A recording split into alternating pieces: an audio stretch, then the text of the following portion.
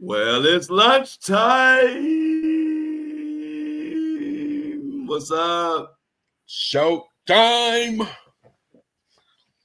Y'all, Greg is back. Y'all been asking about Greg. We was all worried about Greg. He back, y'all. I'm in the building. Sup, chat. Where everybody at? Come on in. Oh, see, this is how I remember. I got to turn Facebook on. I be forgetting. Facebook, here I come. I got to open the door. I got to open the door for our Facebook people. They locked out like D was that day. Let's see. Boom, boom, boom, boom, boom. Facebook has now got access. Let's go. What's up, y'all? It's lunchtime. Yeah, man. Ooh. Anybody sing happy birthday to you yesterday, bro? Diamond was, but they started having technical difficulties, so we ended up doing it. Oh, okay. But it was a great. It was all love. It was love all night. Yeah. Hey, look, everybody was worried about Greg. Greg. Tell you he's fine and whatever he wanted to say, but Greg will come up with a statement. So he ain't gonna leave y'all hanging. What's up, Shauna? Lauren said, "What up, Greg? We missed you. We thought Diddy had got to you." Hey, we thought that Diddler had got him, didn't we? It just happened to well, I'll let you when you stop the press, I'll make a statement. Got you. Yeah. We're gonna let everybody come in because everybody was worried. Lunchtime ain't the same without G Money. I appreciate that, bro. Mona sisters, y'all. She needs all the love she can get today. Prayers for Mona. What's up, Jen? Who's Kingdom Fit 365? That's somebody new, right? Yeah, shout out Kingdom Fit. They coming out for their grade, for their G Money. Uh-huh. So I'm gonna let a few more people get in here. What we got today? I know some of the couple of the biggest things is Stephen A. and LeBron and Bronny. Definitely on the hot topics list. I figured that. You know, I know you by now, Greg. I kind of know your hot topic. Okay, Lauren said, Lauren just checked you. Go ahead, Lauren. Check G Money. Talking about it's Kingdom Fit first time. Lauren said Kingdom Fit came in the chat a few times before. Greg. Oh, okay. Clock it, Lauren. Yeah. Hey, y'all. My bad. Lauren, get Greg together, Lauren. He missed the day. He come in immediately passing on fake news. You know what, man?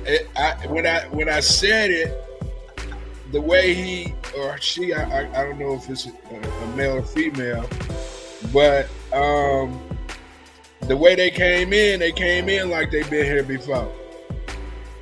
Right.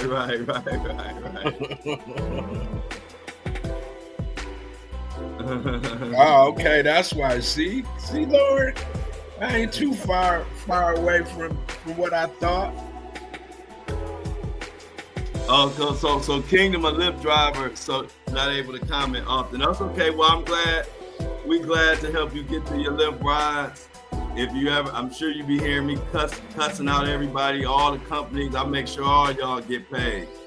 That's this is the platform. So I didn't even know. Let me stop this damn jazz, this damn fake ass Michael Bolton.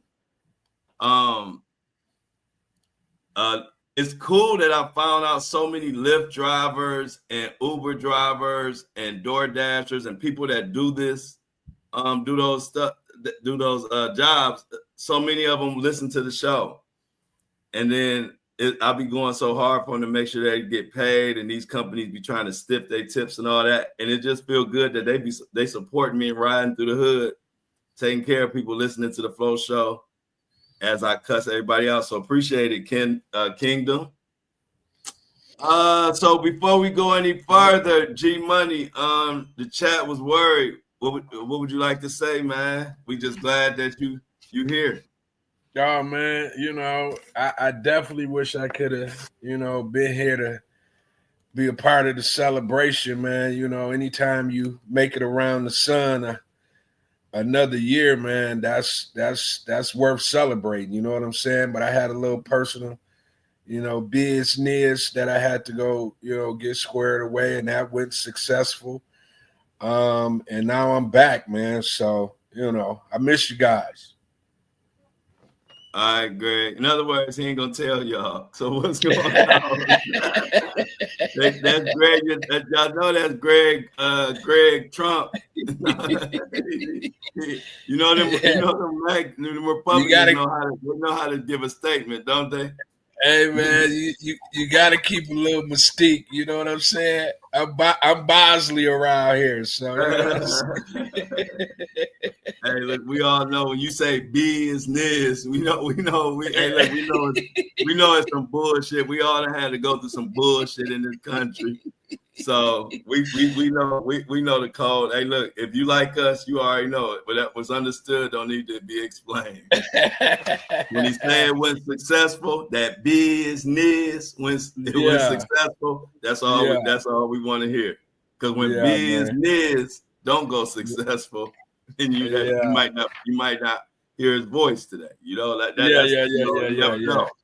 Yeah. So great to have you back, Greg. Everybody praying for. Let's put some prayers in there.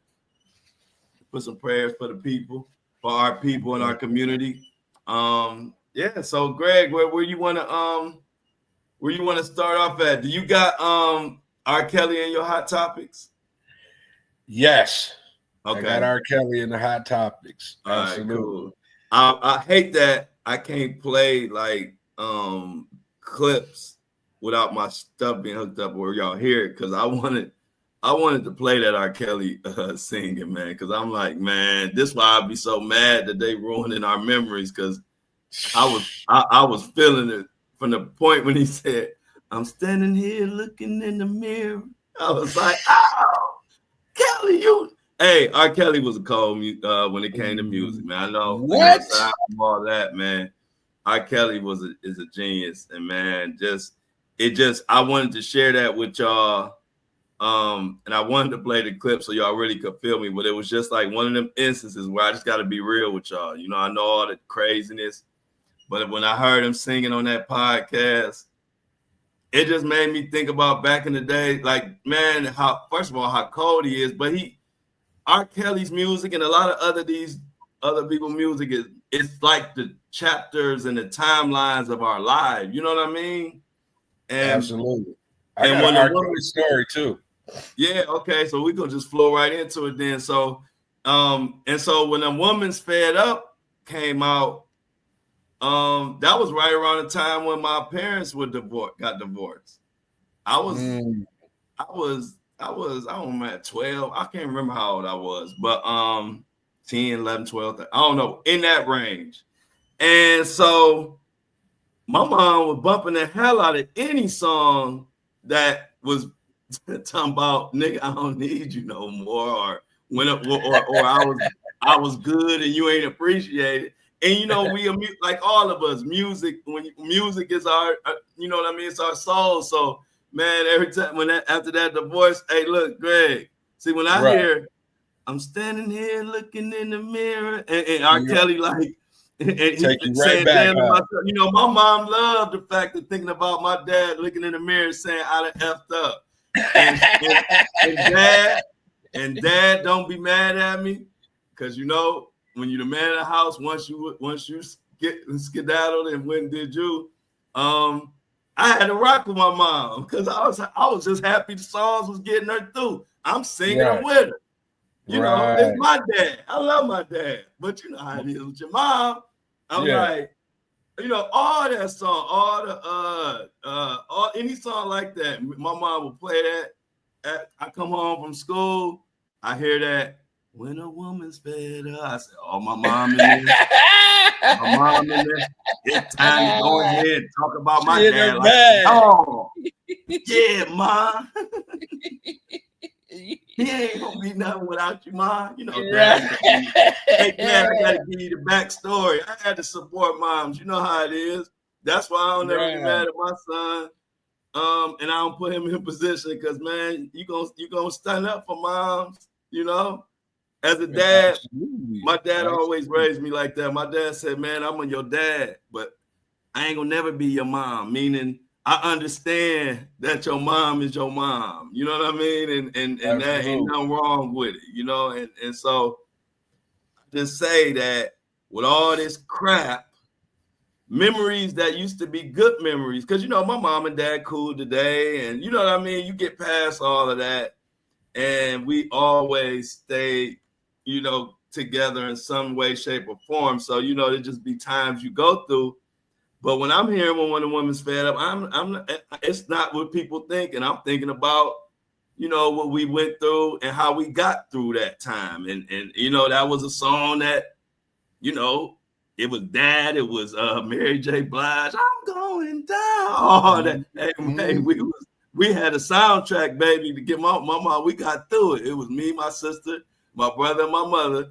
We be giving concerts about how much my dad ain't gonna be able to move on without, you know, it's just silly, but it's all love and grace. So Right. So yeah, shout out to Mr. and Mrs. White.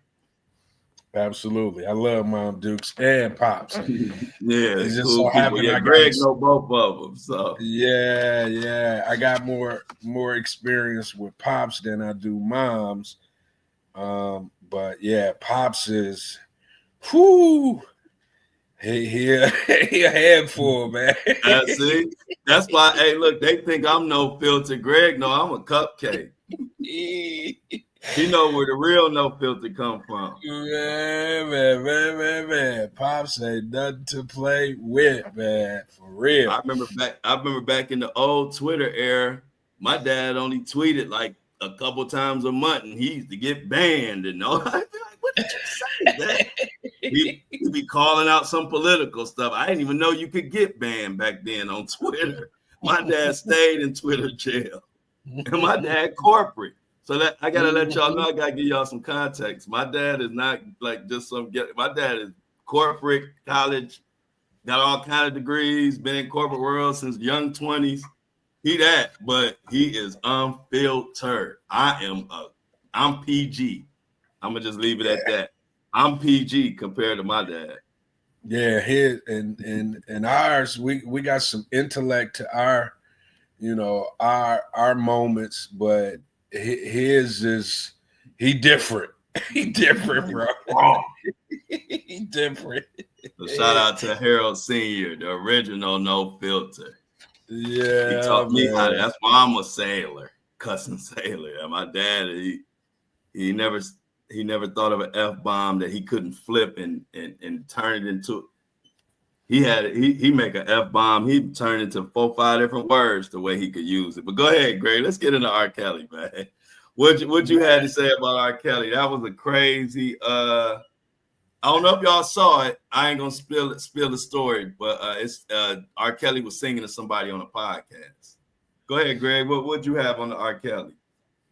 Yeah, man. R. Kelly called into these two young ladies' podcast to sing "Happy Birthday," and just went crazy. He just went crazy, bro. I got to listen to that, man. I almost wanted to put it on the big speaker and just let it go, man. I'm like, man, how can we get these females out the way and just hear nothing but the sounds that's coming through the jail phone? You know what I'm saying? So yeah, man, just to hear R. Kelly, you know, despite, and of course we condone all that was not, I guess you can't even say allegedly because he was prosecuted, right, and is in jail now. But you know, like you were saying earlier, you can't. A talent is a talent is a talent. Yeah. You know what I'm saying? And despite what that talent may have done that painted himself in such a negative, we condone all of that. But you can't condone what you hear, in your ears. You know what I'm saying? Right. You can't just make that just go away. And when you hear something that sounds good to you, no matter what a person may have done. I mean, it may just depending. I mean, if you do something like, too crazy, then you might be able to tune it out. But and what he did was crazy, crazy, crazy. But man, that man's voice is angelic, man. Yeah, man. You know what I'm saying? I got an R. Kelly story, man. I was in college, right? Mm-hmm. And my fraternity, we had like a fraternity basketball game against another fraternity, right? Mm-hmm. And then after the game, it probably was about 6 or 7 of us still like in the gym nursing wounds. And all of a sudden, the doors flew open. And it was R. Kelly in the public announcement, bro. For real? Like, and the R. public Kelly. announcement. This was before he was just straight R. Kelly. I remember the public. I remember. I'm saying that's vintage R. Kelly days. R. Kelly in the public announcement. No, you know, I was I know exactly what you're talking about. Damn, that's what I'm saying. That's classic. Yes, bro. So we sitting there, we still ain't really realizing who they just came into the gym. And then my boy looked over, he like, man, is that Cali? We looked, and man, we end up, man, this was the craziest. We end up, R. Kelly like, what y'all doing? Lace him up. He come in talking crazy, bro. In about 20 minutes, the word got around campus that R. Kelly was in the gym. Mm-hmm. And next thing you know, it was standing room only. The gym was completely packed, bro. Completely packed. And so we hooping against R. Kelly and the public announcement. And let it be known, man, R. Kelly had game. Yeah, I heard. Bro. Back in the day.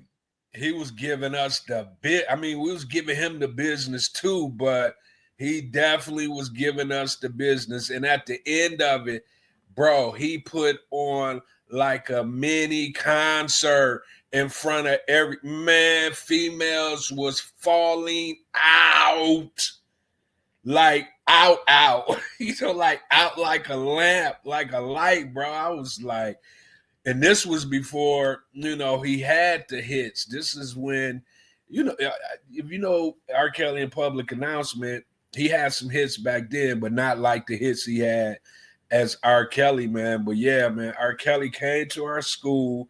He was just in Nashville at the time and came up to our campus and ended up in the gym, wanted to hoop, looking for somewhere to play. They like, go to the gym. They be in there hooping all the time. Next thing we know, man, we was balling against R. Kelly. Man, craziest thing ever, bro. Exactly. And see, the whole purpose of this is we've been saying it time and time again, with all these cases and all this trifling stuff these artists, R. Kelly included, have been caught up in. It has destroyed so much music. Mm-hmm. Even if you can have your moment, like I had my moment earlier, you enjoy it, where that second, but you can't even enjoy it for a second without thinking about all the freaky deaky stuff, just in general, because now it's all lumped together. Not only am I thinking about, after I'm thinking about the R. Kelly stuff, but then it make me think about the Diddy, the this, and the that, and I'm like, man. And when you think about it, these are all the top people in our little generation era music that we listen to. And so it's just crazy. Even Jodeci, even though they didn't get caught up in them, I'm just saying, luckily we got Jodeci, but look at Jodeci. it been a lot going on with Jodeci, with KC in the hospital, like the health thing. It's been a lot going on. Can't even enjoy them as much as we used to because it's been a lot going on with them. So it's like, man, it's something else, bro. It's almost like if it's not something that they did that's crazy, it's the fact that they didn't have enough discipline to not get strung out on drugs. So it's either or. It's like drugs came into their lives and pretty much ruined them. So, you know, the good music that, like you said, we was used to, fell in love with, you can't even really appreciate, you know, the artistry. Because like you say, every time you think about somewhere, you hear something, you can't enjoy it because the other stuff comes to your brain like, oh, man. Yeah. You know what I'm saying? I can't ain't even used to that. Right. Even Diddy. You know what I'm saying? Yeah. All them hits that, like you said, in another episode that it was kind of like the backdrop to us growing up. It was the music in the background. And most of those individuals, we can't even really enjoy their music anymore because of the shenanigans, man. Yeah. You know what I'm saying? It's crazy.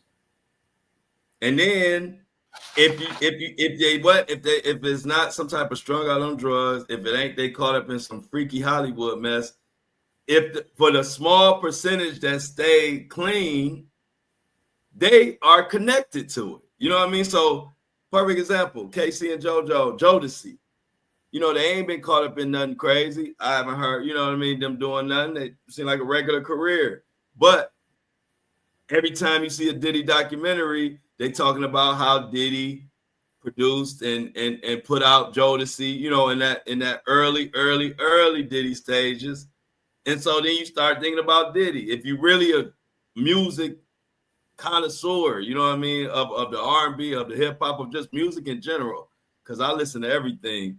But if you're a connoisseur, it's like when I hear KC and JoJo, I'm probably gonna think about something connected to Diddy too. So it's just like it's no freaking way around it, and it's crazy, especially for somebody like me, who music has always been top of my list of things I enjoy. You know, when I was 4 or 5 years old, I think it was tapes back then.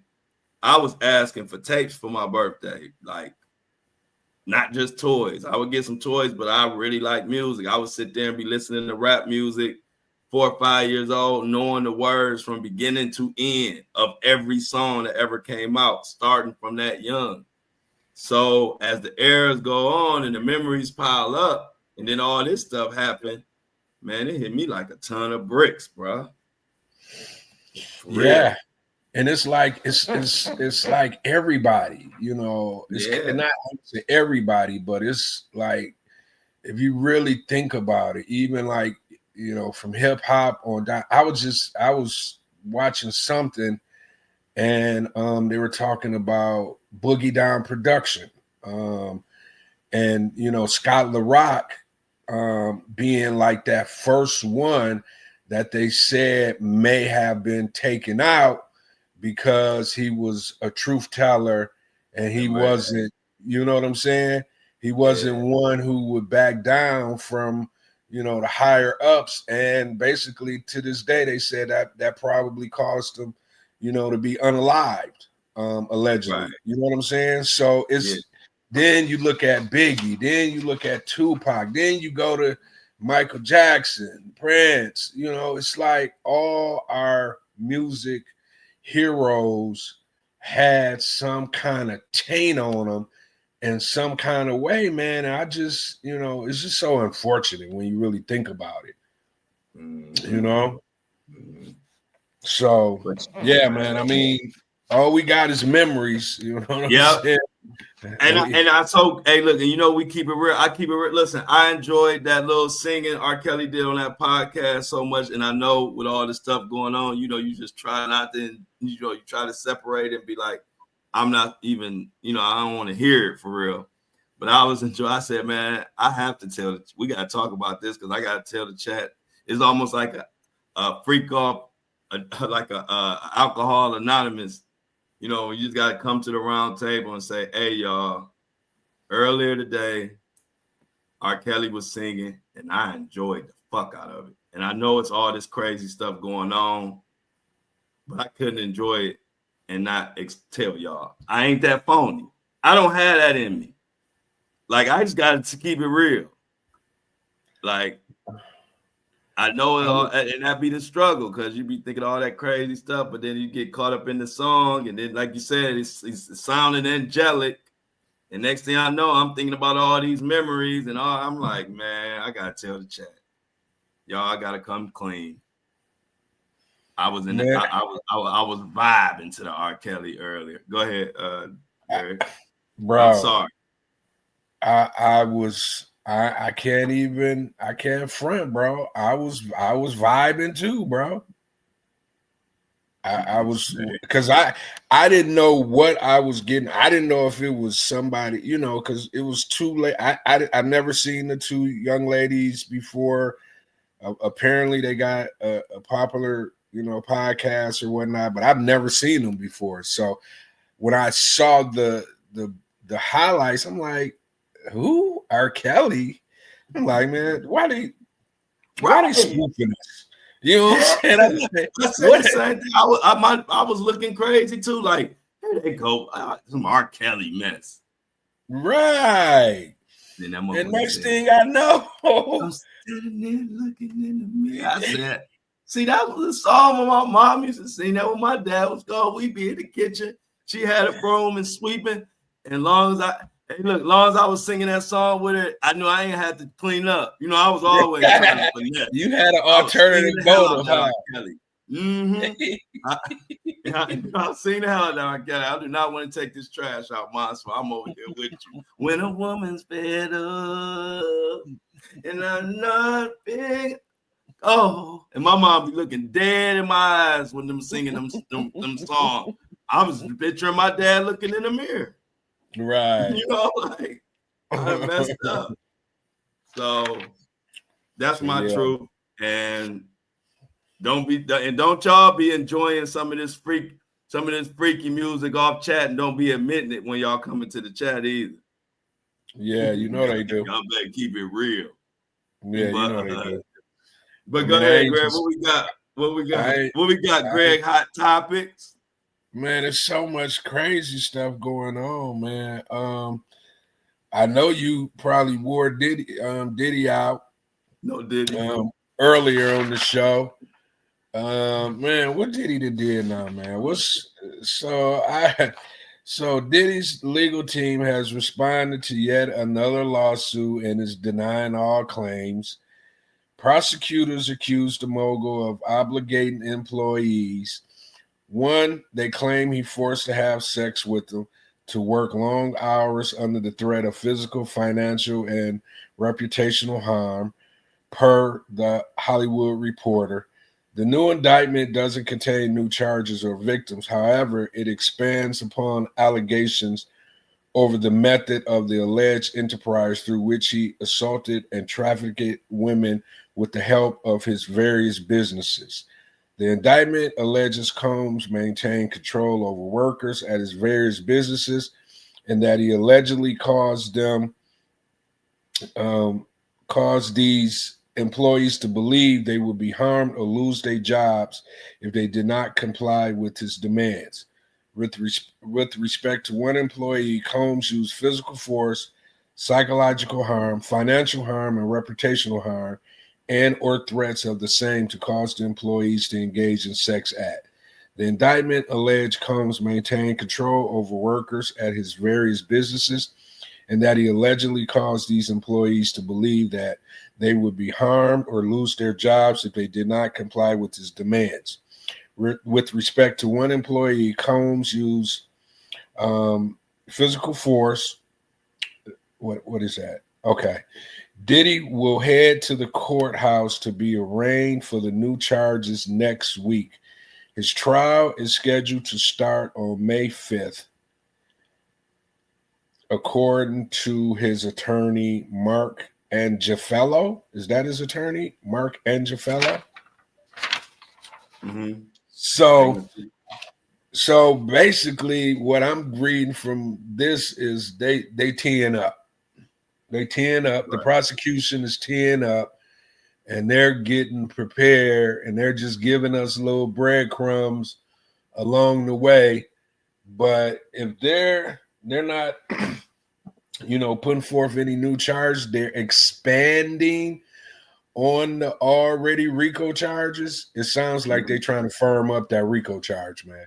They about to take Diddy out, bro. Yeah. Hey, look, you damn Skippy. They about to take Diddy out of here. Yeah, they not playing like this. You basically kind of said what I said earlier. It's funny that everybody understands how serious this is, I think, except Diddy. Yeah. For real. Yeah. Like, I don't think, because I'm looking at the motions they filing. I'm talking about the defense. I'm looking at, the statements they making. I'm just looking at how they're going about it. They're not going about it like business, like strategic, taking it as serious as it is, mixing in some compassion, considering what the charges are and what's been said. And if you even think about like OJ, his defense team, like he had a defense team he paid a lot of money for or whatever, and it was fighting some crazy charges that he looked guilty as hell on paper. And so his defense team was like an oiled machine the way they operated. You look at Diddy's, what they doing, man, he don't got a chance. Even if the prosecution and feds wasn't as tight as they are, Diddy would be done the way he going about it. But you dealing with the feds and you playing around and just throwing stuff up against the wall. You're going to go against the feds and throw stuff against the wall and see what stick. That's your game plan. That ain't going to work, bro. He cooked. He going to get worse than what he would have got if he had a real legal defense. He going to get more time. Watch. Because he playing. And you got to think about it. A person like Diddy, who has had the kind of power he has had for over 2 decades, right? Mm-hmm. Somewhere in there, maybe a little bit longer.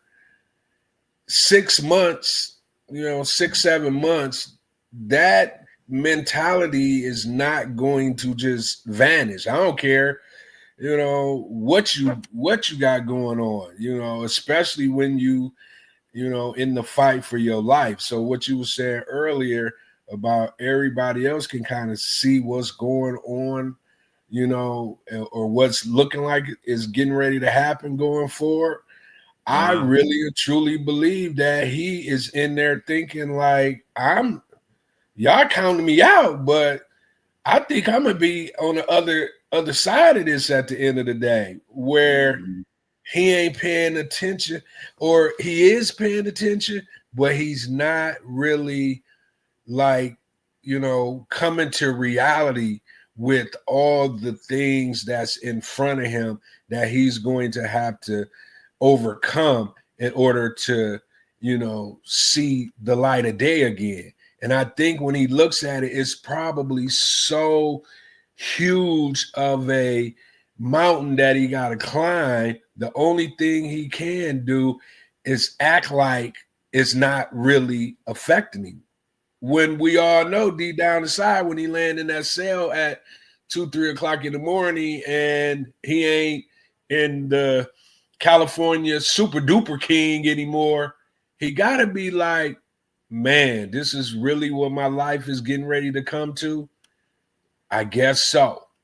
Because the last time I looked at the evidence, it was so much of it to the point where how can I overcome it? I really can't. You know what I'm saying? Cause you know he having no moments. Cause ain't no butlers, ain't nobody, brushing his hair, and ain't nobody holding his umbrellas, ain't nobody, driving him. Wait. Stop the presses. She done popped in here. Who is Dorothy? Mon Dukes. She probably tried to sneak around. So I'm just gonna let y'all know. Just so y'all know, that's my mom got caught. She probably was scrolling on Facebook and messed around and clicked something. So y'all can all show my mom some love when y'all want to. But there she is. That's hilarious. That's her emoji. Bro. That's her emoji. So y'all can say hello and say what's up and hi and show her love however y'all want to on Facebook. But I'm sure she made a mistake and clicked something because I don't think she meant to leave whatever this is. You just sung Mom Dukes to the chat, bro. Yeah, because they love Mama. Everybody love Mama Flo. So while she creeping around, she gonna get this love. Go ahead and send her a message on Facebook, y'all. Tell her y'all love her when y'all want to. But there she is, sweetest lady ever. Wow. Got caught up in the chat. I wasn't gonna never bust her out till she bust herself out. So since she here, that's funny. Yeah. She done came to here when we talking about the Diddler too. She about to get she came here. We talking about Diddler. The Diddler. Hey mom, we talking about Diddler. She about to get a taste of what her son be up to on a regular basis. Scooping around and then click something. You know how that happen. Greg, absolutely. You been click something. And she here now. Yeah, man, go ahead, huh? I said she here now. Let's let her, hear what we be up to. You know what I'm saying? Mm-hmm. So yeah, man, Diddy, man, I'm almost diddied out because I'm ready to see what's really going on. May 5th. I know we got another big, announcement coming this month, right? Mm-hmm. Yep. Another big announcement. Yeah, we got a big announcement. That's definitely gonna be breaking news once they start putting out. What do you call it? The Enterprise letter. Correct. Yes, the Enterprise letter. So yeah, I mean, I'm ready to just kind of see what Diddy been up to, man, over the past, 2-3 decades. See how many folks he didn't hindered or hurt or intimidated or, whatever the case may be, man, because, once again, what's in the dark comes to light. As, they say, like, you can't hide it, man. It's gonna come to the light. I mean, even I remember when I was young, when you're young and you when you out here, you're cheating, you're doing crazy stuff, you think you're the man. And I've never known anybody to cheat and never got caught. You know what I'm saying? Right. So the statement is true. What's in the dark does come to the light, man. So every time. Yeah, so I'm looking forward, not really looking forward to it because it's gonna be, crazy. I'm just looking forward to, people getting their just due. Yeah, me too, man. Me too. But yeah, man. Stephen A.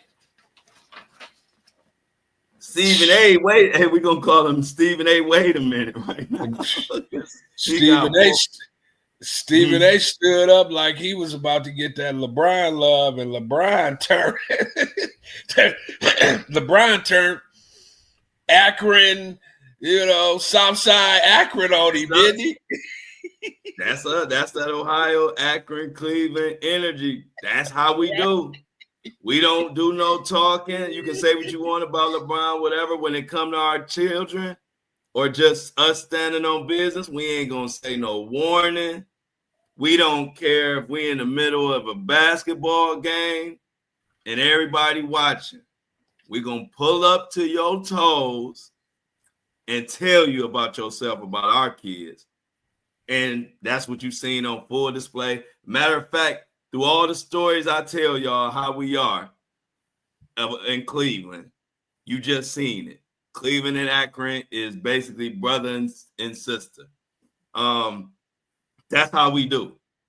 We pull up, we check you face to face. We ain't doing no typing and all that. We going right to your face and telling you what you will and will not say about my son going forward.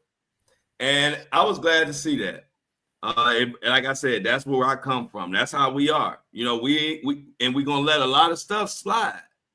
We're not pulling up for stupid reasons in Cleveland, in Ohio. At least not the ones I'm talking about. We pulling up for stuff like that.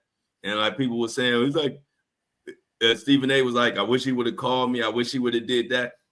I'm sure he felt like he wish you would have called him before you start talking about his damn son. And I know it's media and I know it's journalists, but when you're talking about somebody's child, prepare for that parent to come to say something. I don't care. You know, when it comes to a child, you can throw all your logic and titles out the window.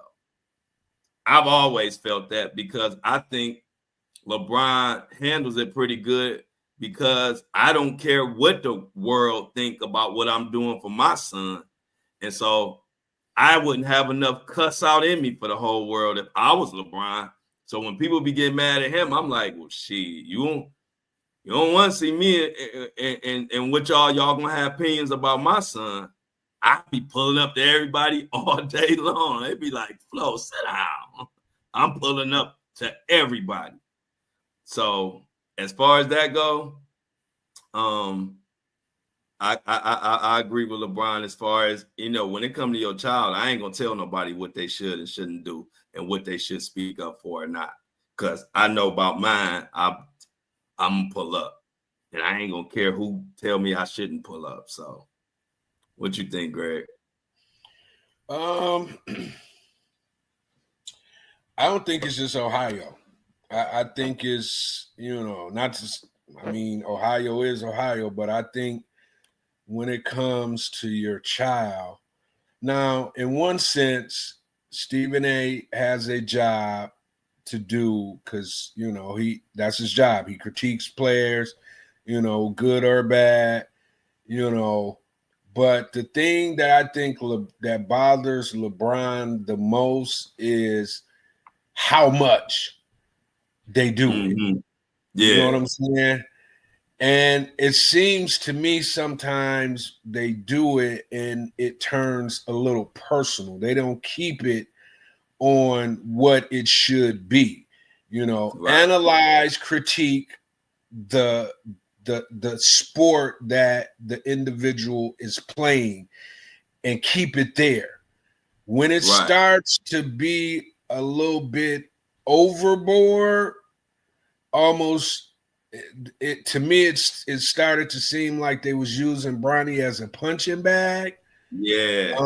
You know what I'm saying? And this young kid, you know, first of all, however he got to the NBA, he got to the NBA.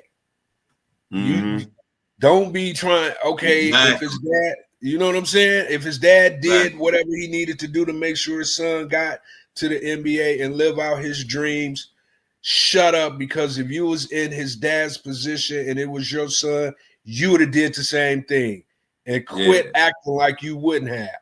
Exactly. You know what I'm saying? We see people get some jobs for their family and friends all day long, and that's what I don't like about it, Greg. And see, that's the difference between our platform and a lot of these other platforms. We're gonna say what everybody don't want to come out and say. All these people crying about LeBron's son getting a job in the NBA and thinking because LeBron did this, LeBron did. We all do that. Everybody do that. Matter of fact, it ain't got to be our son. Greg, if your son need a job, I got the hookup. Hey, Greg, tell him go see, when he put in his application, tell him to put Mr. Johnson on there. That's my guy. He gonna look out for him. You know, as long as your son still gotta perform. You know what I mean? Your son still gotta go in there and knock out the interview, and he still had to do all the work it took to even get the credentials. That's what we do. Well, you're gonna be mad at me for helping my son or Greg's son or anybody else's son? We do it all the time. Who ain't helped somebody get a job before? Like, I hate when the world act brand new. If you're gonna have a problem with it, have a problem with it, but don't sit up here and act like it ain't done all day long, every day. A lot of my jobs came from somebody speaking up for me, huh? Absolutely. And just to kind of piggyback off of that, you know, Stephen A just did it to Shannon. Shannon fired at Fox, you know, out here in the wind. Stephen A make some phone calls, have some conversations with folks, and next thing you know, Shannon's on ESPN. So, you know what I'm saying? Leave so for boy alone. Yeah, man, you can't. I really, you know what I felt like, bro, when I seen LeBron do that? I felt like a proud father moment. That's what I felt. Yeah. Like. Yeah. You know, as a man, as a father, you know, despite what the situation is, I felt like that needed to be done to Stephen A, you know, from LeBron, to help others to understand that if you don't stick to your job and do what your job entails, and you cross the line and do things that you know you're not supposed to be saying or doing, this can happen to you too. You know what I'm saying? I'm not playing with y'all out here. Don't be crossing the line, doing too much. If you do too much, I'm going to be in your face and I'm going to give you that verbal warning. Keep my sons, if it ain't business, keep his name out of your mouth. Yeah. Oh, man. I felt it too, Greg, because I always looked at it. Now, I understand people being a little upset. Nobody likes to see people get preferential treatment, especially when they already, you know, well off, blah, blah, blah. Like, I can understand a little bit of the jealousy or the little bit of whatever, like a little bit. I can understand it. Like you said, it's the people going overboard. Yeah, exactly. That's what I agree totally with it. Like, I'm not mad at somebody who voicing their opinion about it or saying, you know, whatever. Everybody right to their opinion. But when you piling on a kid, like you forgetting that he's a kid, it's not necessary. And it did feel good as a father who will pull up for my son and been like that all his life. He know it, and everybody especially in Cleveland, know it. But the way I started feeling like they was piling on Bronny, and I kind of lived through LeBron and him going to Stephen A and checking. I'm like, it made me feel good. I ain't in the family, you know what I'm saying? But it just made me feel, because I understand sometimes it ain't about Stephen A. Smith. Sometimes it ain't about the NBA. Sometimes you ain't doing it. It ain't even about LeBron James. Sometimes you pulling up just so your son know I will pull up. And when you doing it for that reason, you don't give a damn what nobody think about it. I ain't gonna go into the story. I remember a barber destroyed my son's hair when he was 5 years old. And I asked his mom, I said, you know, don't take him to this barber. You know, I don't even want to go into it. Long story short, his mom still took him there to this whatever barber. And when she took him to the barber that second time, I was like, okay, bet. I ain't about to go back. I never was the one going back and forth with no woman. And once, okay, she gonna do that, I'm gonna go over her head. I went to the barbershop. I had to wait over the weekend. Went to the barbershop. I said, hey, man, don't cut my son's hair no more, man. He said, well, she brought him in here. I said, man, I'm not about to argue with her. I understand your point, but I'm just saying you don't cut his hair no more. I'm just man to man. And then he's trying to get, I said, dude, I ain't really asking you. I'm telling you, you know what I'm saying? I take care of it, blah, blah, blah, blah, blah. I'm not going to meet, we man to man. You know how we are about our sons. And he was like, well, what you going to do if she take him somewhere else you don't like? I said, then I'm going to go tell him the same thing. And I'll go to every fucking barbershop in Cleveland till they know don't touch my son's head. And guess what? He never cut my son's hair again. And every time my son got haircuts, I was pretty much there to do it. Now, a lot of people might be like, why'd you do this? Why'd you do that? You wouldn't understand. You know what I'm saying? Sometimes a father got to let people know you're just not going to do whatever you want with my son. And your son need to see that. And so I understand LeBron, you know what I mean? Or whatever when it comes to a child, because when you're doing stuff for your child, you know your child. You know what your child needs. And you know, sometimes, just like Bronny, just like my son, they raised so happy and they got good environments. You know how we raise our children. And they normally, they kind of walk, they don't want to say nothing. They're not confrontational. They level like we want them to be. But sometimes, so it's like, you know what? I know Bronny ain't going to say it, but I want Bronny to know that dad got his back, because I'm sure LeBron ain't pulled up like that in a long time for Bronny. You know, so sometimes you gotta let your son know dad still got your back. And so that's the part I think some people don't realize. Like, it ain't about Stephen A. It ain't about nobody. A lot of times that's what LeBron was sending that message to his son to let him know, hey, I know it's tough out there, but I still got your back. I don't care how. If this NBA Laker uniform, all that don't mean nothing if you ain't right. And that's why he did it, in my opinion. That's why he did it right on the court, right in front of everybody, right before the game, letting them know, don't none of this shit mean anything if you fucking with my son. Yeah, I agree, bro.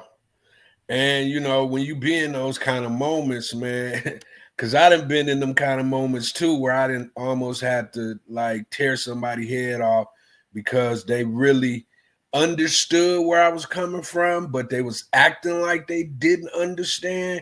And what happens with you is almost like it's an outer body experience that comes over you. You know what I'm saying? It's like one of them feelings that you didn't even know was in you. But in those moments, it comes. It'd be like, it's almost like you one word away. Yeah. One action away from, I don't know what's about to happen here. Exactly. You know in the middle of the barbershop. Next thing you know, you in the middle of the barbershop, Greg. And, right. And the dude was in the chair. It was an old man. I remember like it was yesterday. He turned the old man. He said, the barber was like, man, what you think? He gonna put the dude he was cutting, he gonna put him in the, he said, man, what you think about this? He said, I think that's a father standing up for his son. I said, good answer. Exactly what it is. And he said, I got you, bro. And I never had a problem again. So it wasn't like every day I had to pull up on people. You know what I mean? Like I never had to do that again, ever. Because people already knew, but it took that moment to know, like, no, I don't bother nobody. I ain't gonna bother you. But when it comes to my son, I will act a fool. So I ain't have to do nothing after that. Everything was cool. You know, we never had no more issues. But nah, anything else I got opinions on. But I don't got no opinion about nobody standing up for their child, because I ain't the one to talk. You know what I'm saying? Man, I know what I do. You know, so I think. Yeah, I don't really see nobody coming to Stephen A's defense, from what I can tell. You know what I'm saying? Because all the fathers in the world understand that particular moment when LeBron stopped in his tracks, looked him dead in his eyes, and said exactly what he wanted to say, continued to look him in his eyes, and then walked away. Yep. Yeah. You peeped the whole way. It was handled. If you ain't peeped the whole strategy, it was more than just a statement. Like you said, Greg, it was the stance, it was the pause, it was look through your soul, and you could see the fear from the back of Stephen A's head. That's when you know something resonating, because you could tell from the back of Stephen A's head that he was all ears for whatever hell LeBron was telling him. He's like, and he wasn't prepared. Like, so explain to me. I'm listening hard, LeBron, because I really want to know how I can keep my ass from being grass. And he was fully attentive. Shout out to Bron. Right, and he wasn't prepared for it, and you could just tell how LeBron said what he said, but Stephen A really didn't process it until LeBron walked away and Stephen set his ASS down in his chair. Yeah, you know what I'm saying? He's like, all I saw was the back of Stephen A's head. It was like had a little shake to it. You know, you can't see what the face is saying, but the back of that head, that little nervous shake. I was like, he understand. Hey, look, when they say you feel me knocking, he understand what was going on. He felt every word, like you said. It didn't register until LeBron was gone. And then Stephen A. today talking about what he would have said. You know, like, I get you, bro. But let me say, Shauna's sister is supposed to be in here or something. Shout out to Shauna's sister. Why you keep saying Shauna's sister? Does she got a name? Amy. Amy. I welcome Amy up in here. We welcome her in here. So which one is, because we got Amy. So we got two Amy's. It's Amy from Facebook. Okay, all right. Hey, Amy from Facebook, Shauna's sister. Yeah, just wanted to shout you out because I know she's been working hard to get into the chat. Yeah, she's in here now. Okay, she in here now. Okay, Amy. Shout out to you, Amy. Glad you made it in here. That's how I am. Sometimes you know this technology, you be like, shit, I just try again tomorrow. And tomorrow, and one day I'm gonna crack this code and get in here. So yeah, I see why Amy up in here with dialogue too. She ain't just sitting on the sidelines. Amy got some opinions. Hey, look, you know, Amy and Shauna, I got a feeling when they family get together, it's some opinions going around. Yeah, it's going down. They ain't shy about sharing their opinions. Yeah, it's going down. I think that's why we all comfortable. I think we all come from them families that's gonna speak their mind.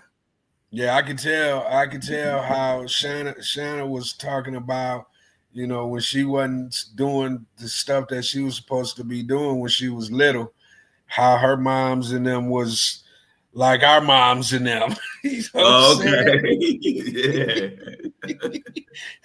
yeah. They wasn't spared the ride on her either. You know what I'm talking about? These kids got it good, don't they, Greg? Oh, what? I was telling my boy, I said, man, the times are so different now how we raise our kids. I said, back in my day, our day, you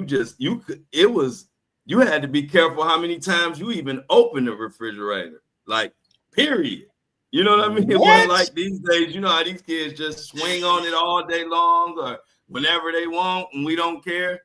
Man, when we was coming up, first of all, there was a certain age you had to be as a kid to even go to the refrigerator on your own and just grab stuff. So that was one thing.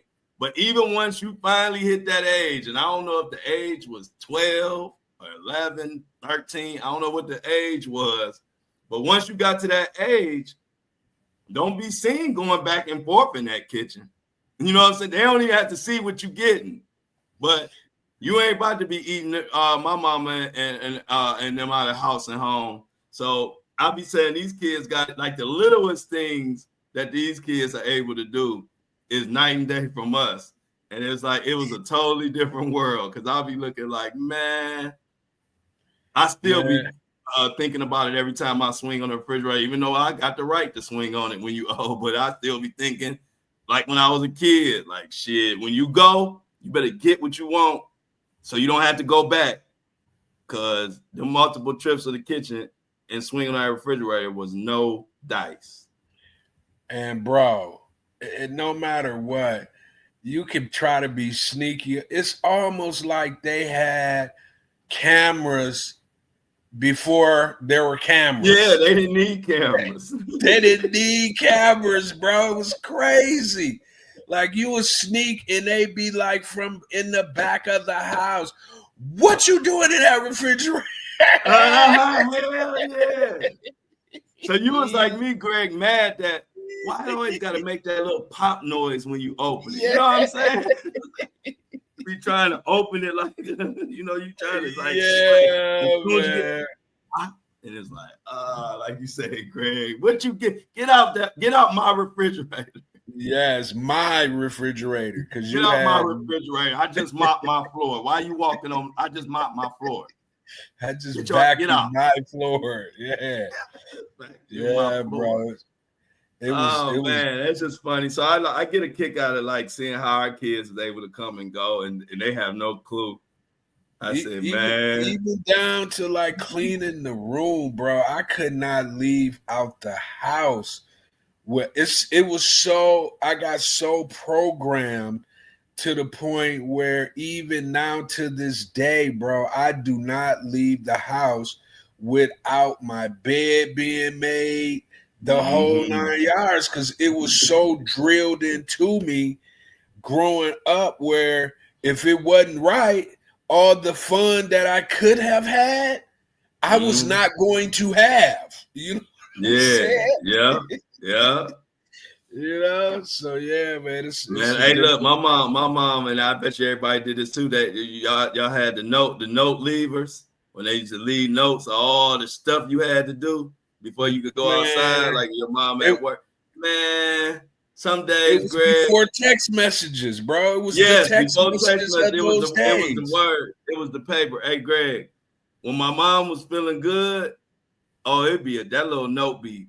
You wouldn't be mad. You'd be like, okay, I'll knock that out. But when my mom was mad and she wanted to leave some work for you, man, you be shuffling through them papers like how you sound when we wait for you to tell us what the next story is. It'd be 3 pages. You got to mop this and do this and take the trash. You'd be like, oh, Mom. And then at the end, it'd be like, if it's not done by the time I get home, I'm belt to ASS. Yeah. Look, the threats come already. You ain't even had time to mess up yet. And it'd be like, love, Mom. You don't love me with this 5 pages of work you just left me. It's sunny outside. All the kids playing. I used to be jealous of the kids that didn't have to do shit. They just wake up and run out the house. Remember those kids? Yes, bro. Those kids. They just wake up, yawn, and hit the road, be playing football. And I got to see them outside while I'm in here taking the trash out, vacuuming the floor. You got to do your work before you can leave. Your sister get off the bus at this time. You better not be late. Or that's short. It was like, but it was all good. It was fun times. But definitely, I get a kick out of it. Like I just get a kick out of it like that. Like y'all got it so much easier. And now I see what our parents used to say when they used to say what they went through. It's just kind of like a natural progression, I guess. Yeah, it is. I guess our kids gonna one day tell their kids what effed up rules or stuff that we did. You know what I'm saying? That they get away with. So absolutely, it's all good. Because I remember it was 2 things that I dreaded when I was little. Like you say, I used to be jealous too because I couldn't go out until everything was done that I was supposed to do. And that was even when she wasn't there. It was almost like, don't do it just because I'm not there. Try to just go out and do what you want to do and don't get this done before you do it. So we never even tried to cross that line. But the other thing that I used to be jealous about that I couldn't participate in, where we lived at, they had street lights, right? You remember how the street lights? Oh yeah, you got to be in before the street light. Yeah, go ahead. And I used to I used to be in my bedroom looking out the window, and them same kids that used to run out and not have to do nothing and be out playing football. As soon as the sun come up, they would be the ones out there, playing basketball, dribbling up and down, talking, panning on each other up under the out street all light. night. And bro, I used to be so jealous of that, man. But here's the crazy part to it, though. Them same kids that we was jealous of ended up being the troubled adults. It did work out like that. You ain't never lied. You ain't You know never what I'm lied. saying? They You ain't end up never being the lied. ones who got in trouble, who, end up being unalived, just all of that. And to this day, like even when I go back to my old neighborhood, and then I talk to them same kids, it's crazy when you talk to them because they would say things like, we knew you was going to do something with your parents made sure that you. And at the time though, they used to be clowning you like your mama won't even let you come outside. You know what I'm saying? Right, yeah. Oh yeah, they used to be clowning me. They used to be clowning me. Yes, hey, bro. Look, I had got a basketball, back in the day, the people that had the basketball hoop in their backyard, your I house had was one. Okay, so your house was the spot. Yes. So, but most of the people in our neighborhood that had the hoops, their parents was so cool that they just let anything go. But see, mine was different. So it used to be crazy because they'll pull up, start shooting. My mom be like, "They out there shoot. You ain't cleaned your room. You ain't vacuumed. You ain't did nothing. You better tell them to get their ass out of there, or I'm gonna tell them." I'll be like, "Damn!" And these the cool kids. You ain't like to have to tell the cool kids they had to roll. It made you look like a little nerdy mama's boy. Had to go outside. Hey y'all gotta leave, but you can come back in like 2 hours when I get done doing my chores. They be like, man, you know how they talk about you. They mama's boy. Yeah, mama's boy. Harold, they can't do nothing. I used to be like, oh, I hated I had the hoop. I said my family ain't cool enough for to have a hoop because some people had the hoop. They parents were so cool. It'd be 30 niggas over there playing basketball, and the parents ain't even there, and the son ain't there. You know what I'm saying? I don't know if you experienced that, but in my neighborhood, if you had a hoop, say like you had a hoop, right, Greg? Yeah. All right, say you and your mom, everybody in the house, y'all go out to eat, right? Ain't nobody home. Y'all pull up. It's 20 of us in the yard playing basketball hard as fuck. I said, man, ain't that crazy? Man, you know how many times we would leave and come back and pull up and kids was jumping fences at a rampant pace because they was hooping when we wasn't there. Man, they used to come, until finally, my dad had to kind of, when all the kids was actually there, he came outside one day and was like, if I come back home and y'all back here playing basketball again, belt to ASS to all of y'all, because I know all your mamas, I know all your daddies. So what I'm gonna do to y'all, they gonna be okay with, because you're not supposed to be in my yard when I'm not there. And after that, it was over. You know what I'm saying? That happened to us, Greg. We was at somebody like a house like yours with the dad, and you could tell because they took care of their stuff. The certain houses where they ain't playing. It was at that house. And it was the same thing. A couple of times he let it slide. We was just getting flagrant. And like you said, I remember that time the dad came out and basically said the same thing. And we never did that no more. But as kids, man, that just show you need parents, man. Because as a kid, you don't be thinking logical. I'm like, how we gonna be all playing in these people's yard, tearing up their grass, all on their hoop when they ain't even here and the sun ain't even here. Right. That's crazy. I feel crazy thinking about it, but we was playing, bro. We was playing, man. That basketball was just like, look, I take this punishment, but I need the hoop.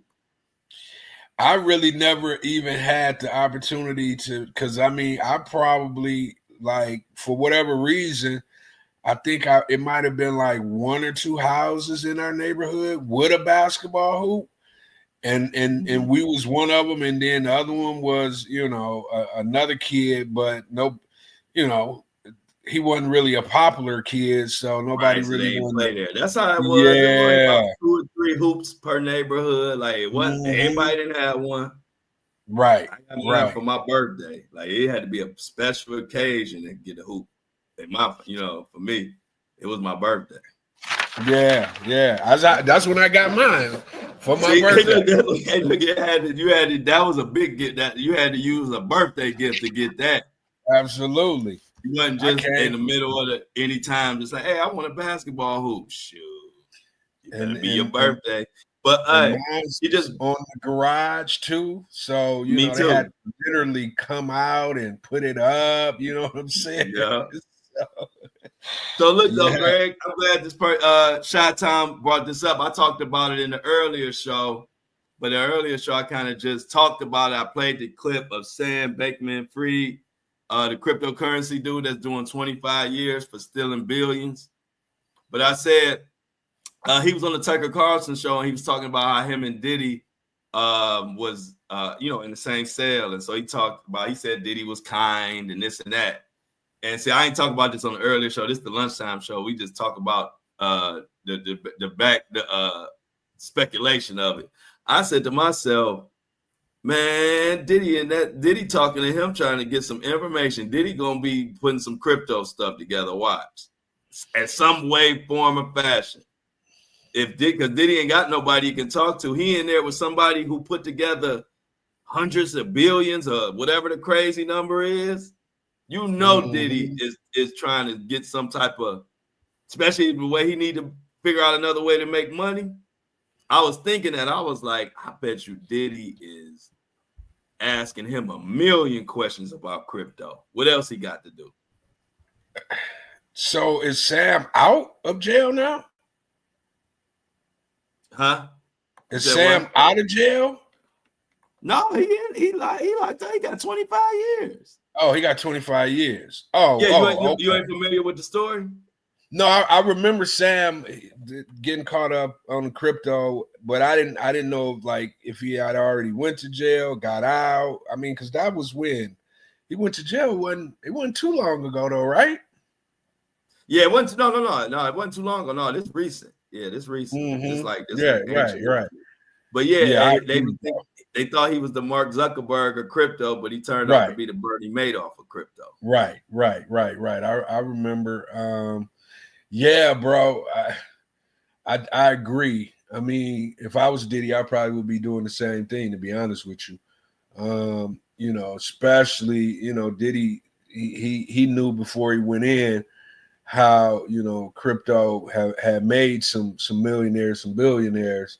So yeah, he probably was in there wearing Sam ear out, man, and probably done already made some plays behind, Sam's information that he received while they were cellmates. Diddy probably done already put the play in, to be honest with you. Mm-hmm. I'm telling you, ain't nobody like Diddy gonna be in no close quarters, especially in the situation he in with no dude like that done ran through that kind of money, especially through crypto. Because I know that's something Diddy probably didn't know much about, or because he wasn't really into. You didn't see him talking about it, and so especially when you ain't got but much to choose from anyway, as far as whoever he around, I know he trying to get all the business and information he can from dude. Like they say, Diddy groomed him. Hey, see now Diddy name so bad. You can't. Hey, look. Anything Diddy do it's tied to some bullshit. Hey, look. They said Diddy being kind. Yeah, Diddy groomed. That's why he being kind. Yeah. And Sam wasn't like the manliest of men. You know what I'm saying? He was kind of reserved and. Right, Diddy that's what I'm saying. Yeah, the perfect type. Yeah, you're right. Greg. Yeah. Yep. Diddy probably was in his ear. Mm-hmm. Cellmates? I wonder how long that actually are they cellmates now or they were cellmates? No, they cellmates now, like currently, and I guess it's been for a while. From the Tucker Carlson interview, he was wow. he was speaking as if he sees him a lot. You know what I mean? He wasn't really speaking like it was in passing. He was speaking like they in the same, because it's just all the high profile people or whatever, you know? Right. Yeah. So Man, Diddy wearing that man's ear out, bro. that's what I'm saying. That's what I'm saying. I'm like, I know Diddy. I like, as soon as he wake up, hey, look, as soon as he open his eyes, Diddy like this. Right. Like, let me brush my teeth first. I know he is, just like you said, girl. He wearing his ear out. Dude over there trying to eat.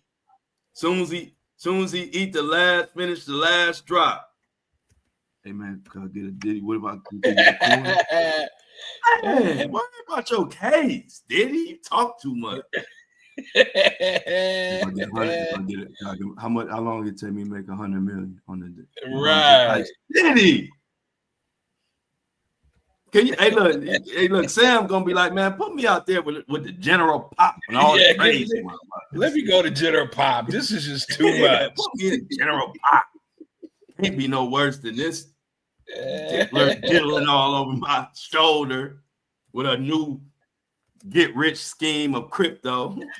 If I come out with a coin and I get a coin, I put 5 million. I don't know, Diddy. Damn. I'm talking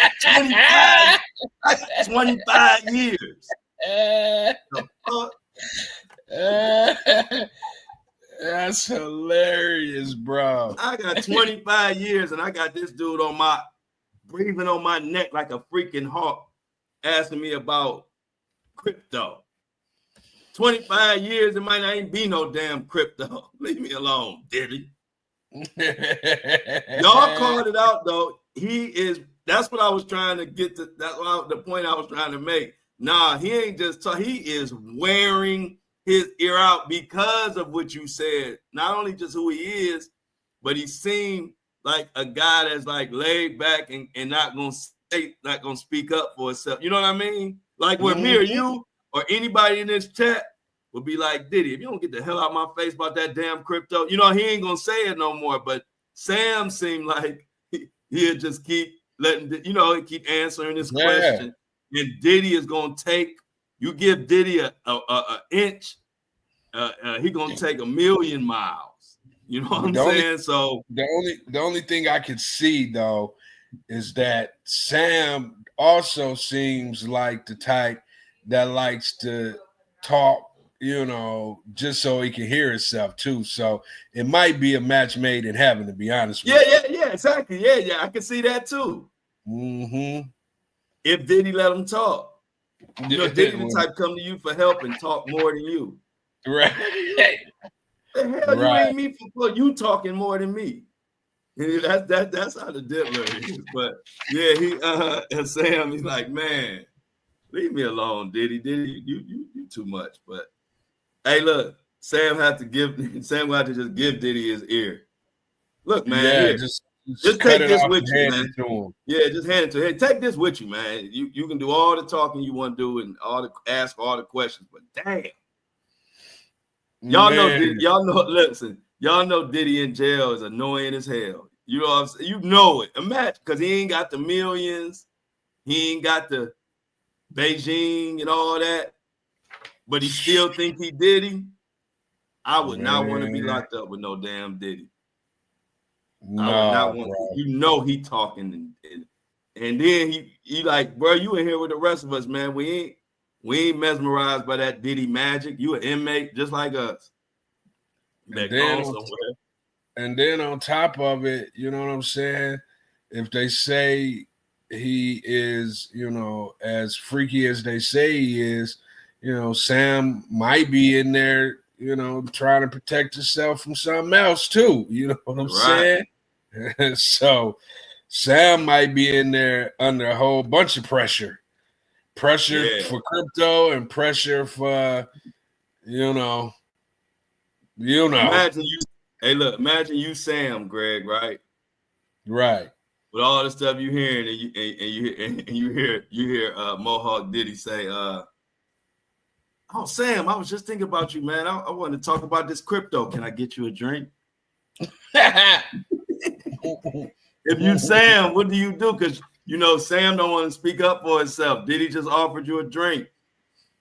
You gonna make a man say no, or you gonna take the drink? And Diddy gonna watch you and see if you drink it, because he know all the stories that's out there.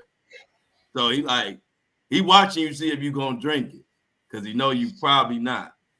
What do you do, Greg, if you Sam? You think Diddy got the magic potion up in the joint, man? Would you drink a Diddy? If Diddy gave you something to drink, would man, you drink I would slap that ish out of Diddy head so crazy. So why you asking me is the magic potion in there? Look, just the 2% chance that is in there is enough. I wouldn't take the drink. But Sam might feel like he got to take the drink because he well, if he do, Sam better buckle up. That's all I'm saying. Because when he wake up, he ain't gonna be the same. Hey, can I get you a drink, Sam? No, I'm just playing. Yeah, man. What's up, man? What's the next story? Because Diddy, man, when I go to the trial, Diddy gonna try to put hands on me. Yeah, I'm gonna be back there like this. You got to have the whole like the youngins with the whole ski mask on. I'm like, Diddy, don't. Hell yeah, I do got to go in there with the ski mask flow. We got to come up with a whole new identity. If you see somebody with a shirt on and a ski mask, it's me, y'all. I don't want to be fighting Diddy in the courtroom because I done called him Mohawk Diddy and everybody calling him that now. Well, you did have a Mohawk, Diddy. Don't be mad at me. Right. You had the Mohawk running marathons and shit, not me. Man. So yeah, man. Bro, did you talk about the Texas shooting? No, not at all. I'm glad you could fill us in, man. I ain't get to talk about it at all. All right. So the police in Forest Hill, Texas, have identified the suspects in the fatal shooting of rapper G Money, Lil Ronnie, and his 5-year-old daughter. Officials are now searching for 24-year-old Adonis Robinson and 21-year-old Jacoby Russell. On March 3rd, Texas rapper G Money, Lil Ronnie, and his 5-year-old daughter were shot to death. According to TMZ, law enforcement sources told them that an altercation erupted around 10:45 at a car wash in Forest Hill, a suburb of Fort Worth. According to TMZ, the rapper's videographer, Mellow Vision, said the father-daughter duo was celebrating her birthday. Mello said Ronnie, born Ronnie Sibley, was out late on March 2nd and woke up early to try and spend time with his daughter, Romani Sibley, on the morning of the 3rd. Sadly, they were both gunned down. TMZ also obtained leaked videos of the incident. In the footage, the gunmen are seen chasing Ronnie around the car wash. He is eventually seen lying dead on the ground near a red car. After the gunfire, police said the suspects ran back to their vehicle and sped off. Police officers were alerted to the incident and arrived at the scene minutes later. Once there, officers attempted to save Ronnie and his daughter, but they both were pronounced dead. As of May 5th, police have identified 2 suspects in the fatal shooting. And elsewhere, Shaman Jones, the mother of Ronnie's daughter, was also forced to set up an official GoFundMe link after noticing scammers were trying to profit off of his and his daughter's death. Bro, I mean, it's just maddening for somebody to have that much hate in their hearts where they're mad at an individual, and because the individual has their child with them, typically most folks unalive the person and and don't do anything to the child.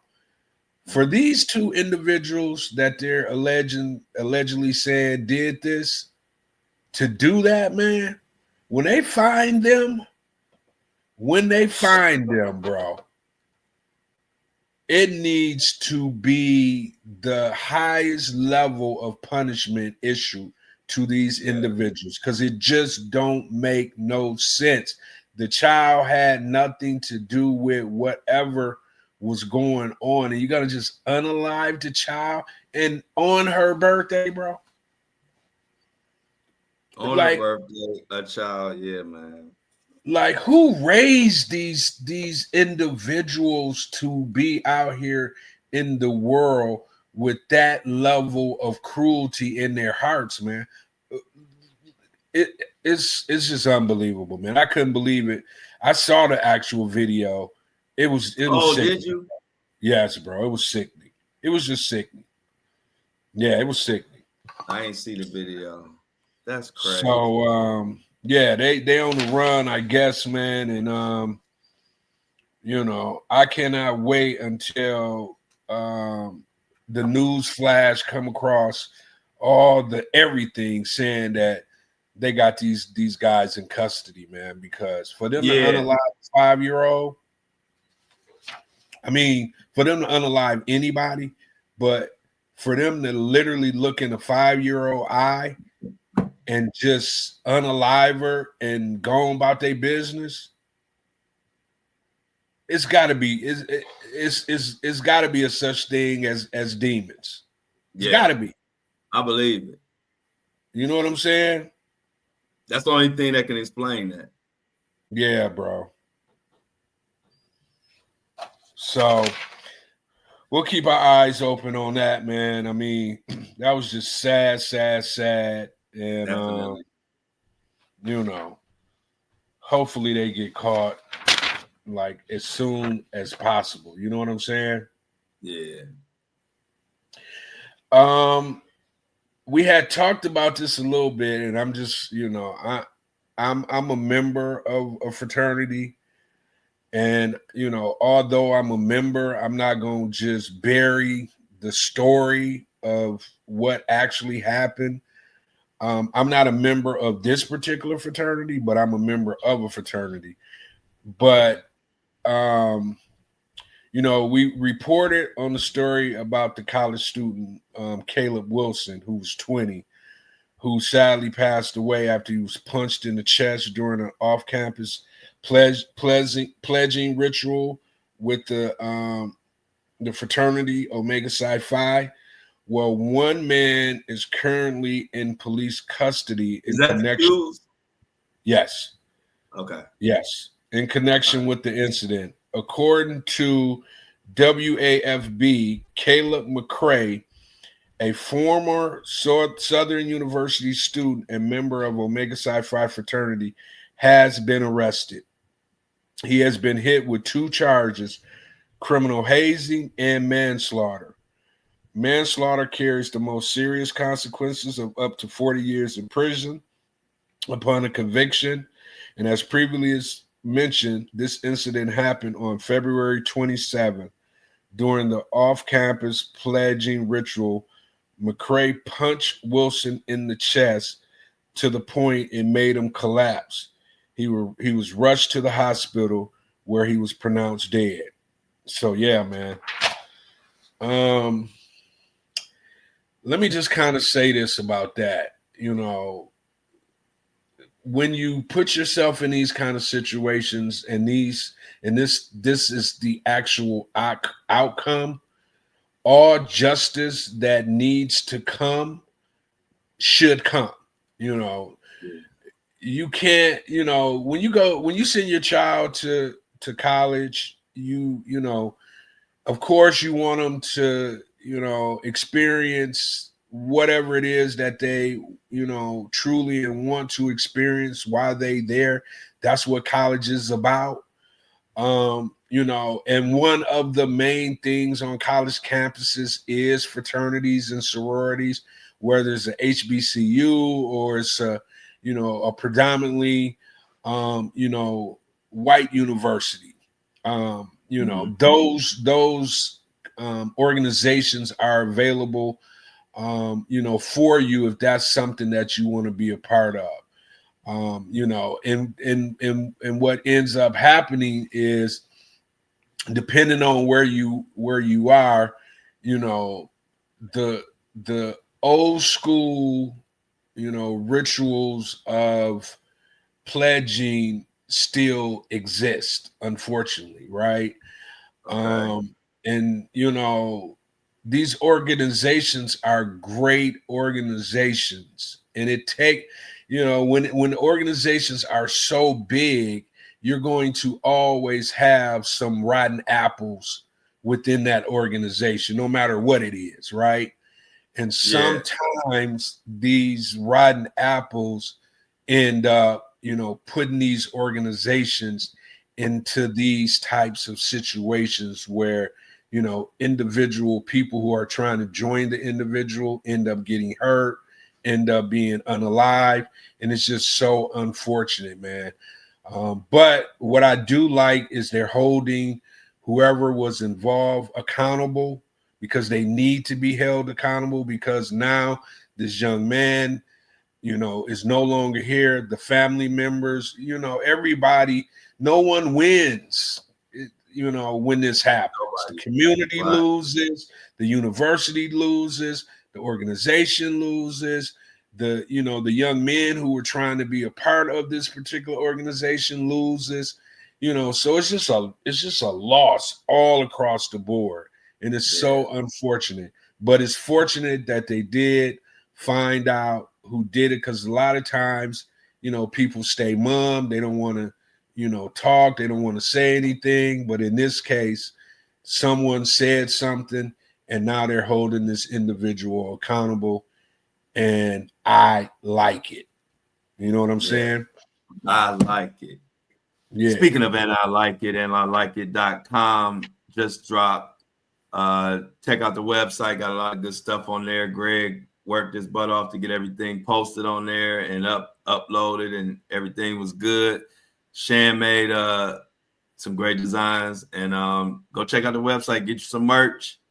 We got a nice deal on the t-shirt and the hoodies going on. We extended it from just Friday. Greg sent out the email. Some of the emails looked a little crazy, like a crossword puzzle, but Yeah. you know, this technology, it happens. But we're gonna extend the sale all the way to Monday.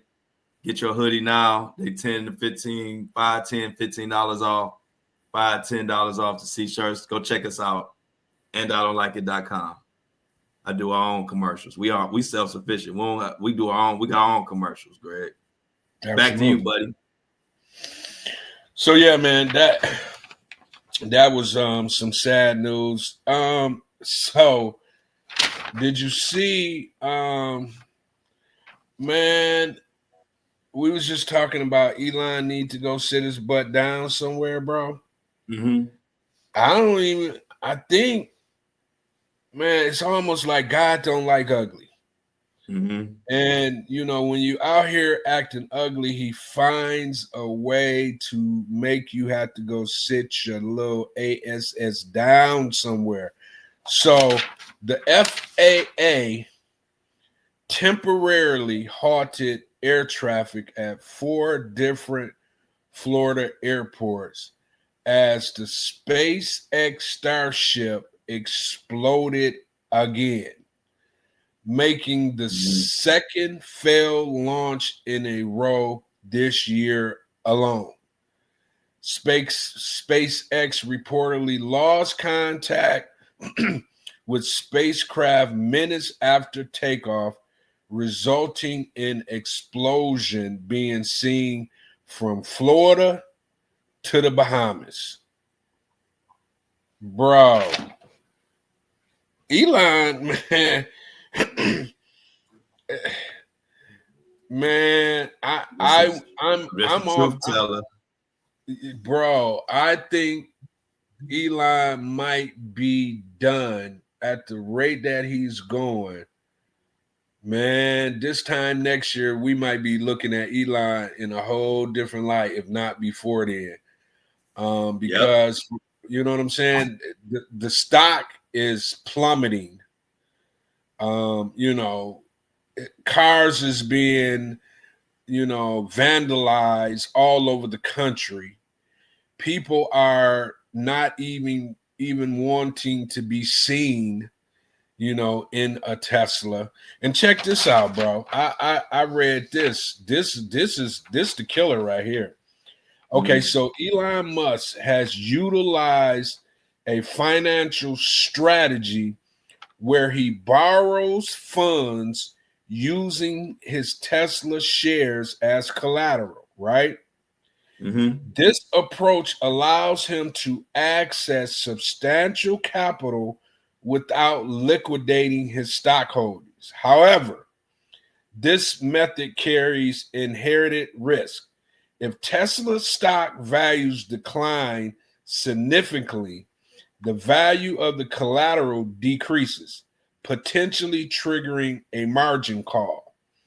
In such scenarios, Elon Musk must be required to provide additional collateral or repay portions of the loan to maintain the agreed loan to value ratio.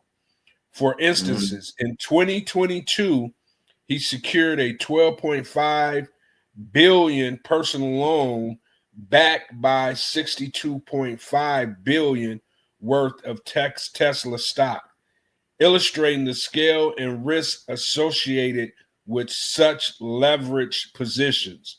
So if his stock continues to go down, they're going to start calling his loans. And if that happens, it's a wrap, bro. Oh, it's a wrap. If that happens, bro, it is a wrap. And what I'm starting to see, Elon is kind of a little quiet compared to how he was just a month ago. And the reason I know ain't nobody loving him more than me. That's why I'm quiet. Go ahead. And being that that's the case, man, I'm suspecting that his business is in a disarray. And despite all this stuff that he's supposed to be doing for the president, he can't even probably focus on that anymore because he's literally looking at his fortune dwindle every single day, bro. Because his stocks are, with spaceships crashing, blowing up, everybody hating or scared to drive Teslas because they don't know what might happen while they're driving. I was watching something on, and they were at Mardi Gras, or somewhere they were at, and Tesla trucks was like driving through the crowd. Man, they like individual folks was driving their Tesla trucks through the crowds, you know, like people were, you know how cars, different kind of cars, just some main street cars just going through the traffic. Man, they was throwing everything they could get their hands on at these people's Tesla trucks. I mean, bottles, cans, bats, beads, anything they could put their hands on, they were launching them at these vehicles, man. So it's crazy how, you know, in one breath, less than 3 months ago, you know, this man was the toast of the town. And he stuck his toes into politics. And now he's you know, his business is sinking. He's, you know, looked upon as probably one of the you know, most hated men in America right now. And it's all because he came from up under his rock and put his feet in the world of politics, man. If you ain't ready to be in politics, folks, stay as far away from it as you possibly can, because it's not a game. People act like politics is a game. People have been executed behind politics. Wars have been created behind politics. You can't play with that. You know what I'm saying? It's not to be played with, man. And he finding out the hard way. And we talked about this. I read that same info yesterday about Elon Musk and the how he used money that he leveraging against stocks and all that. And it's crazy. And then what people don't realize, and I didn't realize until I got that information you just read, was that when you rich or wealthy in that way, it can go both ways. It can go up fast and down fast. You know what I'm saying? Like as quick as you went to 300 billion, you can go down to 2 billion or less. And it's funny because I was saying this so long. When I was saying it, remember, like you said, he was the toast of the town. I had people get mad at me left and right. But see, that's why I don't get caught up in that, because first of all, I've been doing this a long time. I had a million cases. 90% of the time, I know what I'm talking about because it's pretty obvious to me. Like I said, I didn't have to know what Elon was really trying to do. I knew the way he was going about it was a problem. And people don't understand how you go about it is just as important, if not more important, than whatever the fucking result, whatever you're trying to do. That even happen in everyday life. Sometimes you might be trying to help somebody, but if you go about it the wrong way, they're going to tell you to keep your help. You have to do things properly. And like you say, if you're going to be in politics, you for sure have to do things properly. So if you were going to come in investigating the whole system and calling them out and doing this and doing that and running around with the Doge, you could have did it. You could have just did it a whole different way. You came in like a gorilla, like gorilla in the game. Like you just, it's like you come across as a bully, or you come across as like you strong arm or something. That just not gonna ever read well to the public. The public in general don't like bullies. In general, you know what I mean? So it's just funny to me. I've been thinking about all the people who was trying to give me flack for calling out Elon, calling about how he was moving, even calling out that Tesla, people were starting to not like Tesla, and then that was going to tear him up. I think I talked about this yesterday. A few months ago, before everybody started talking about it, I said it, and I had people telling me, man, that's just Tesla. He got Starlink. He got this, he got that. And I just said, all right, man, I ain't going to argue with you. I'm saying, yeah, he can have a million things, but Tesla is driving that boat. Tesla is the bus driver. You know what I'm saying? Tesla is driving everything else. So my whole point was, if people start boycotting Tesla, he through. And if he ain't through, he gonna have to change up whatever he's doing. And here we are. And guess what? All those Elon defenders, I ain't seen them anywhere. I ain't seen them in my inbox. I ain't seen them in my comments. I ain't seen them in the fan mail. Where did they go? Why they can't come back and just say, Flo, you was right when I was dogging you and saying that you ain't know what you was talking about and blah, blah, blah. Where they at? They gone. And that's usually how it goes. But I saw it coming, and I'm just glad to see more of the world is catching up with me on this Elon mess. Like I said from the beginning, I wasn't going after Elon just to be going after him. I had bought a Tesla. I was one of his big supporters as far as him innovating in the electric cars and the this and the that. I went out and signed on the dotted line and got one. So I don't come out just because I want to hate on somebody or I don't like somebody, so now I'm just trying to dog them in the news. I don't move like that. I ain't have no problem with Elon. But when Elon came into whatever this position he got, and the way he started moving, it didn't matter to me if it was Elon Musk or anybody. Anybody that would come into the White House, you ain't the president, you moving and doing too much and saying too much. I would have a problem with anybody that do that. That's just not how you doing too much. Like I said, like we were saying, bottom line, when you start doing too much, you're gonna reap what you sow. And that's where he at right now. And that's why, like you said, his ass done got a little quiet now. And I want somebody to confirm this.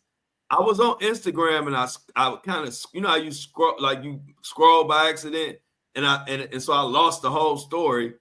But I saw something about, was they saying that Trump was taking some of Elon's power away in Doge or something like that? Because I was really gonna talk about that Monday if that's the case, but I couldn't find the story. So if anybody could confirm that or let me know if you heard that, or did you hear that too, Greg? No, but it's coming. If it, because I think I saw it. It either is coming. Like you said, if not, it's coming if it ain't. And you got to remember, bro, a lot of times, and this is where Elon and a lot of people that get involved with Trump, is that number one, he's only for self, right? Right. He'll use you up, and then when you add no more value, then you end up becoming what you end up becoming, in jail, persecuted, and in this case with Elon, I think where he went wrong, you said you touched on it a little bit. Once he came into this position, he should have just got to work with his head down, delivered the goods, and he could have rolled off into the sun as a hero. Head down, deliver the goods, ride off into the sun as a hero. You came in, you got rid of all the waste, abuse, fraud. You did it in a way where you wasn't being boisterous about it. You wasn't, these are people's lives that you're taking these jobs from. These people got families, and they've been at these jobs for years and years and years. And then here you come, or here y'all come, and you the one who around here as the poster boy for taking American good jobs. Man, you ain't. You are fried. People will never forgive you for what you have done to all of these. Thousands of families, bro. Where I used to live at, where my sons and them still live at, Prince George's County, one of the wealthiest counties for Black people in America. And most of those people that lived in those counties worked at the government. These counties, these suburbs, these communities are about to be wiped out.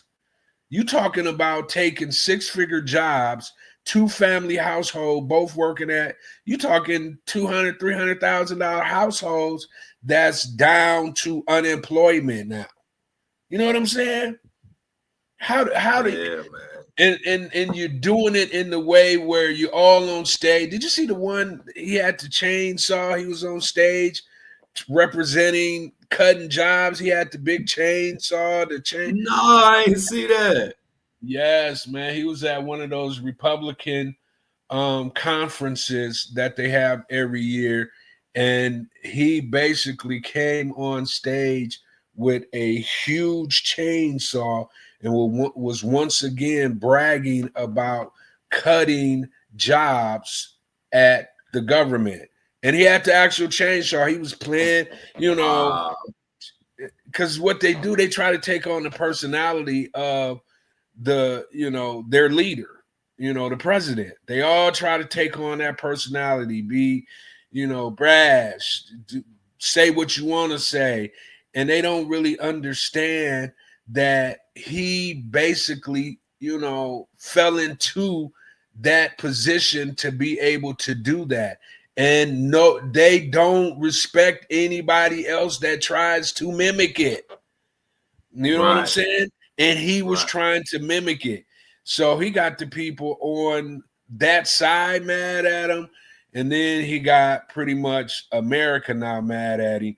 So unless he can do some, knee bending, a PR campaign apologizing. Come back He's with his hat in almost his out of hand. here, bro.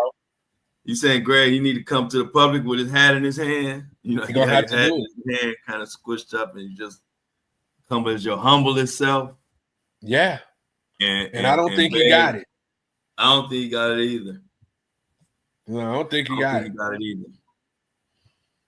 The only way I can see him having it is if these stocks keep plummeting, and then because you made another good point when you was just talking.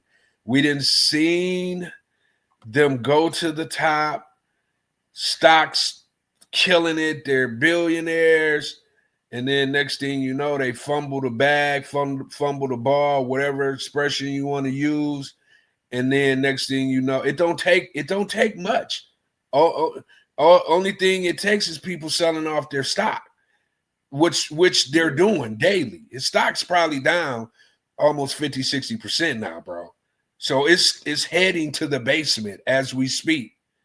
You know, we look up 2 months from now and it could be in the basement and all his No, I said right. No, right. That's what people don't realize. A lot of people don't realize it could be it could be nobody on earth want a Tesla at some point. Right. It happens like that. Yeah, it could get to the point where you selling a couple thousand of them in a year. Yeah. Instead of hundreds and thousands and millions, you know.